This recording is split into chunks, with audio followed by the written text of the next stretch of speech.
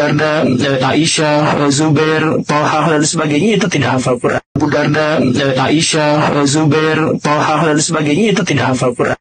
Meninggalnya sebelum Al-Quran selesai. Nah, diturunkan. Ya otomatis nggak hafal Al-Quran karena Al-Qurannya itu belum selesai diturunkan.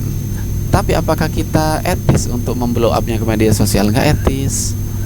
Jangankan kalian memblow up sahabat Rasul, kalian memblow up orang tua kalian sendiri pun tuh nggak etis.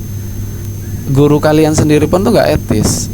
Bahkan murid kalian sendiri pun tuh nggak etis. Apalagi yang di blow up itu, masya Allah. Tantra, apa kabar? Itu nggak etis. Apalagi yang di blow up itu Sayyidah Aisyah loh, nggak gemen-gemen. Belum lagi Abu Darda, Thalhah, Abu Bakar, Umar, semuanya diborong. Saya nanya, yang ngomong kayak gitu gembul itu hafal Quran belum? Baca Qurannya udah bener belum? Al-Fatihahnya deh udah bener belum? Saya awal belajar Al-Fatihah itu sama Syekh Ahmad Al-Misri di Masjid Nabawi, sama Syekh Muti'ur Rahman Al-Pakistani dari Pakistan, sama Syekh Yusuf Al-Jazairi. Itu berhari-hari Al-Fatihah doang itu. Padahal itu saya udah lulus Gontor, bayangin ya. Saya udah lulus Gontor 5 tahun itu, dan saya di Gontor itu alhamdulillah saya termasuk berapa ya, 40 ya, 50 besar lah, 50 besar, 50 60 besar. Sedangkan satu angkatan saya di Gontor itu hampir 1000 orang.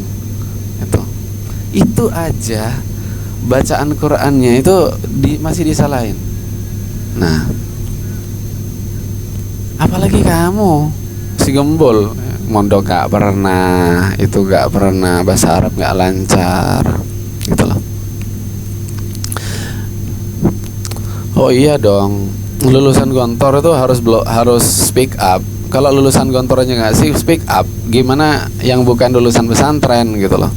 Kita tuh nggak ada apa ya, nggak ada hubungannya. Alma mater kita tuh nggak ada hubungannya gitu loh. Hubungannya tuh kita mau gerak atau enggak gitu aja. Yang dibahas oleh si gembul itu matan. Nah, kalau menghukumi matan itu bukan tarjih dulu ya, tapi jam'ut turuq ya. Al-jam'u, mengumpulkan seluruh matan dulu yang sejenis. Nah, matan atau isi hadis yang sejenis apa? Ini pembahasannya tentang sahabat-sahabat yang hafal Al-Quran. Berarti dikumpulin tuh sejak sahabat yang pertama kali masuk Islam siapa? Sayyidah Khadijah sama Sayyidina Abu Bakar. Dikumpulin dari Abu Bakar sama Khadijah ya, sampai sahabat yang paling baru lahir, yang paling kecil. Itu dikumpulin. Nah, cari semua riwayatnya baru dikumpulkan. Itu cara yang benar.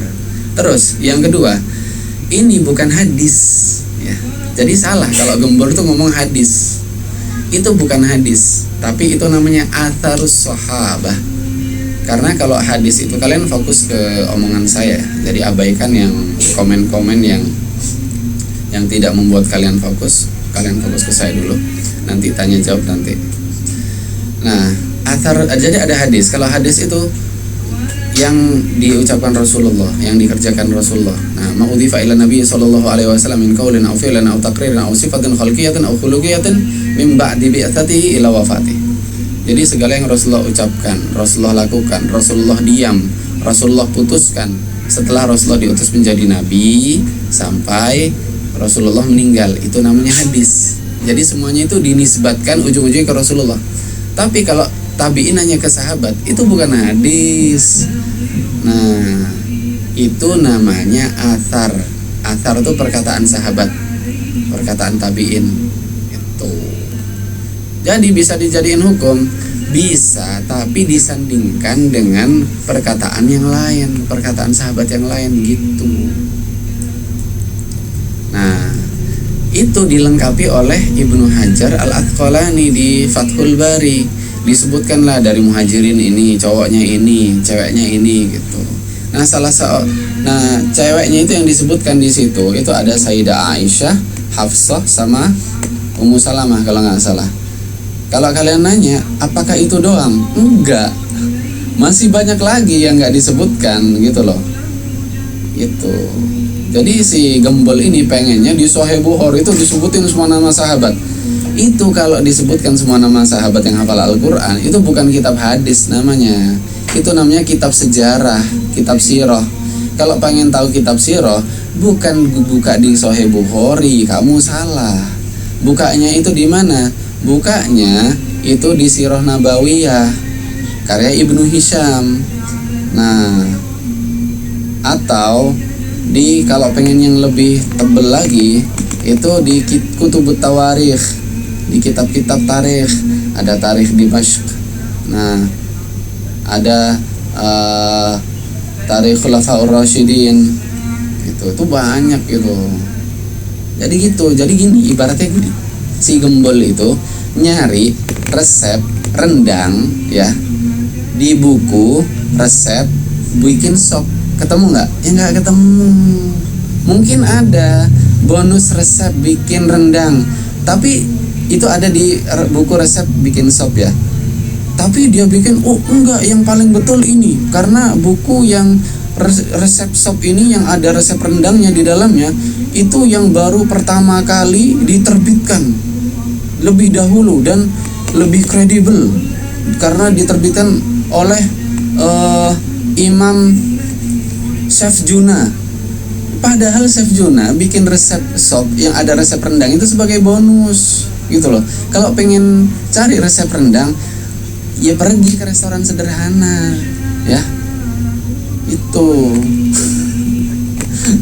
atau cari di toko buku resep rendang. Logikanya seperti itu ya, simpelnya. Jadi nggak nyambung gitu loh. Makanya belajar, jadi nggak boleh dong belajar dari Google. Boleh, tapi belajarnya yang bener. Nih saya kasih tips. Kalau kalian bukan lulusan agama tapi pengen belajar agama, tapi terbatasnya kenapa?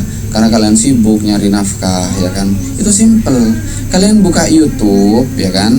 Di YouTube itu banyak tuh ulama-ulama yang lurus.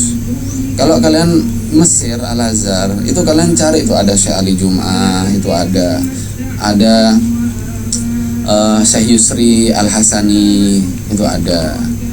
Nah, itu banyak di situ. Kalau pengen Saudi ya kalian bisa ada Said Muhammad Al-Maliki, ada gitu kan.